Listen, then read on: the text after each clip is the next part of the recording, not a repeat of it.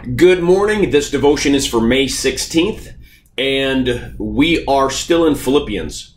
And this is a very popular verse.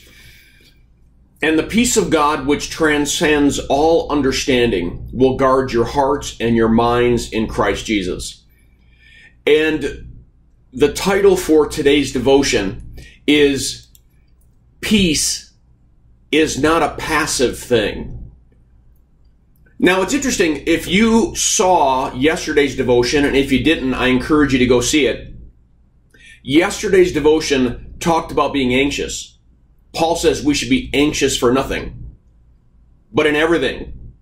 With prayer and petitions, we should be praying to God. And we talked about how anxiety and how God's presence makes the difference.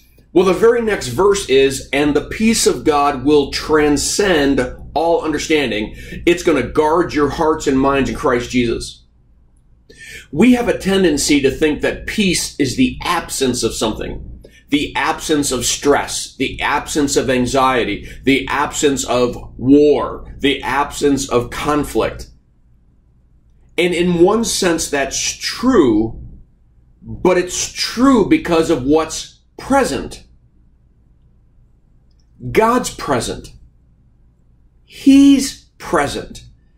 And because He's present, and because He's unchanging, and because He's good and faithful and loving and compassionate, because He loves you and me, His children, He will always work to meet our needs, to address our anxiety, to bring freedom to that which is binding us. He's going to bring peace to that which makes us anxious.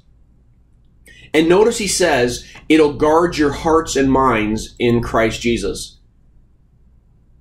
He makes peace very active. That God's presence in our lives will guard our hearts and minds. The very two things that make us anxious in the first place. That God's presence and His peace will stand guard over our hearts and our minds to assure us and to remind us that He is ever present, He is ever unchanging, and He continues to move forward for the sake of His kingdom and for the sake of His children. Peace.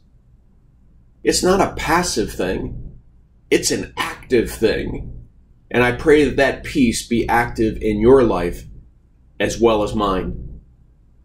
Well, I pray that this devotion is a blessing to you. Have a firmly rooted day.